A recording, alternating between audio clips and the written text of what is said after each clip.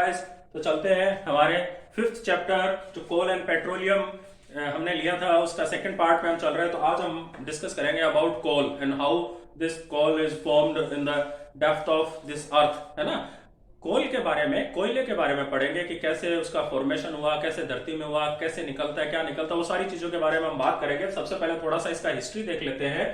India has 80 billion tons of coal deposit. Bharat में बहुत सारी जगह, आपको पता होगा बिहार वगैरह, कई स्टेट ऐसे हैं, छत्तीसगढ़, जहां पे कोयले का बहुत बड़ा भंडार है। राजस्थान में भी कई जगह कोयला मिलता है। तो 80 बिलियन टन्स जो कोयले का डिपॉजिट है हमारे भारत में, और एवरी डे प्रतिदिन लगभग 250 मिलियन टन्स ऑफ कोयले का एक्सट्रैक्शन होता है, माइनिंग होती है, मतलब खोद के निकालते हैं। आगे चलते हैं। पेट्रोलियम को ब्लैक गोल्ड भी बोलते हैं। कोल और पेट्रोलियम को ब्लैक गोल्ड, क्योंकि ये बहुत महंगा बिकता है और कलर इनका जनरली काला होता है, तो इसलिए इसको ब्लैक गोल्ड जितना मतलब गोल्ड जितना कीमती मानते हैं, कलर ब्लैक होता है इसलिए इसको ब्लैक गोल्ड बोलते हैं। अब मानते हैं, आगे चलते हैं। Petroleum is generally obtain along with natural gas.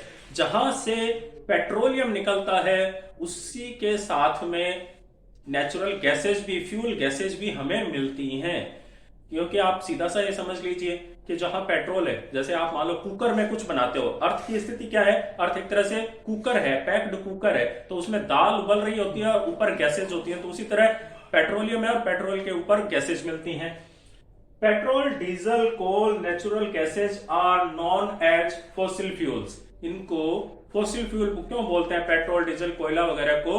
क्योंकि ये फॉसिल से बने हैं। और फॉसिल्स का मतलब क्या होता है? करोड़ों साल पहले जो जीव जंतु और पेड़ पौधे मर गए थे, कहीं धरती में दब गए थे, उनकी हड्डियां, उनका शरीर पिघलने से ये सब बना है। तो उन करोड़ों साल पहले के जीव जंतुओं के अंश, जिनको फॉसिल कहते हैं, उसके कन्वर्जन से ये पेट्रोल वगैरह बने हैं, पेट्रोलियम प्रोडक्ट बने, कोयला बना है, इसलिए इनको फॉसिल फ्यूल भी कहते हैं।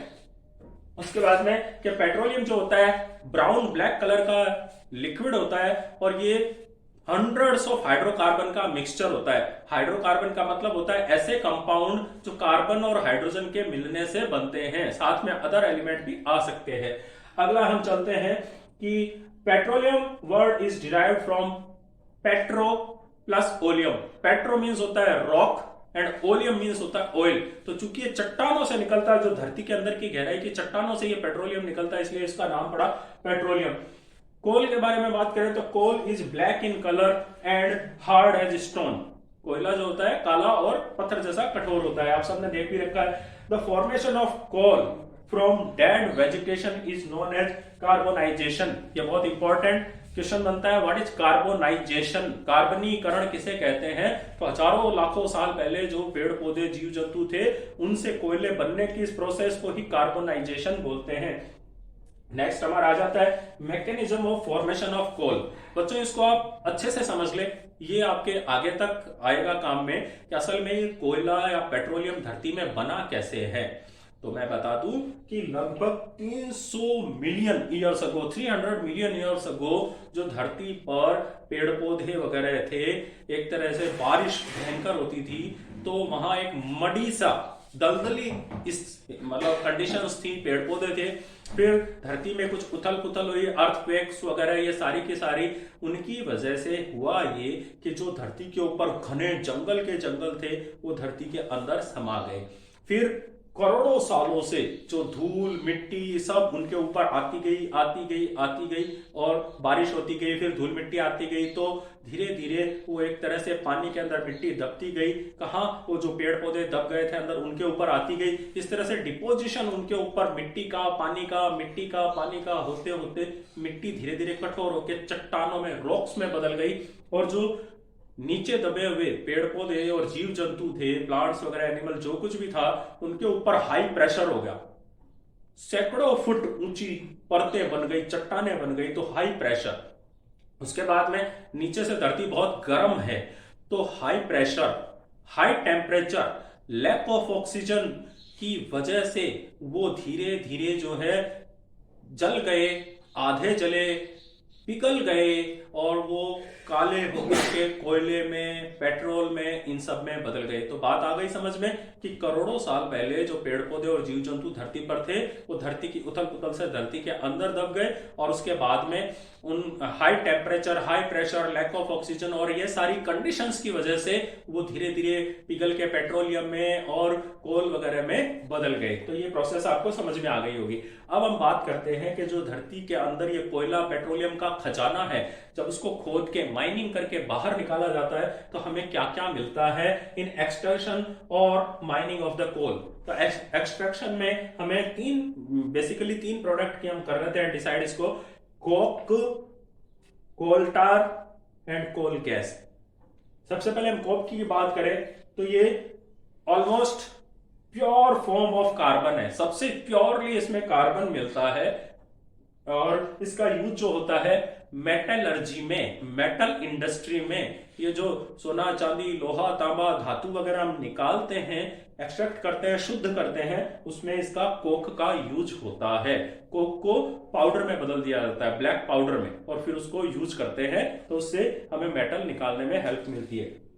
अगला हम चलते हैं व्हाट इज कोल टार। तो कोल टार क्या होता है? ए ब्लैक थिक लिक्विड होता है विद अनप्लीजेंट स्मेल, काला गाढ़ा लिक्विड निकलता है, उसकी थोड़ी सी बदबू होती है, और ये एक्चुअल में नियर अबाउट 200 सब्सटेंसेस का मिक्सचर होता है। इसमें 200 से ज्यादा बहुत महत्वपूर्ण इंपॉर्टेंट जो सब्सटेंस होते हैं, कंपाउंड होते हैं, मिक्सचर्स होते हैं, वो इसके अंदर मिक्स होते हैं, इसीलिए इतना काला और गाढ़ा होता है, बहुत डेंस होता है। तो इसमें क्या क्या, इससे क्या क्या हमें मिल सकता है? तो देखिए, इससे ड्रग्स, दवाइयां इससे बनती हैं।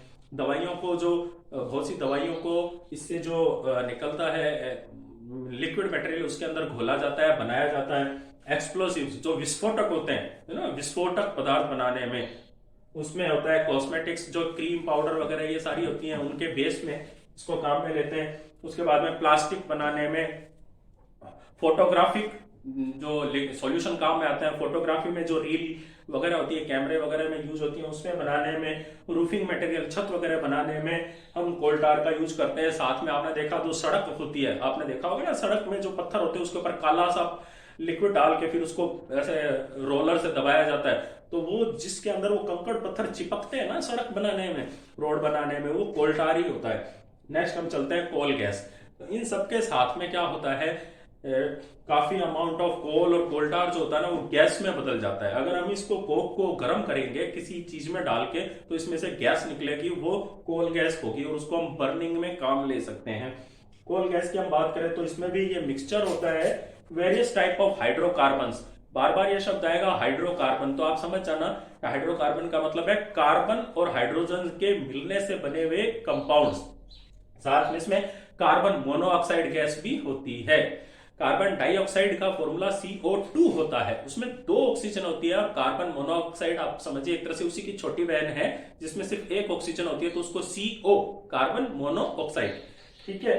तो ये होता है, और इसका यूज क्या होता है? As a fuel in industries होता है। कोल गैस का थोड़ा सा इतिहास और मैं बताऊं कि ये 19th सेंचुरी में इसका एक तरह से डिस्कवरी और वो सारा यूज शुरू हुआ था। शुरू में तो 1870 टू 1890 तक इंग्लैंड में तो इससे क्या होता था, स्ट्रीट लाइट्स जलाई जाती थी, गलियों में लैंप जलाए जाते थे।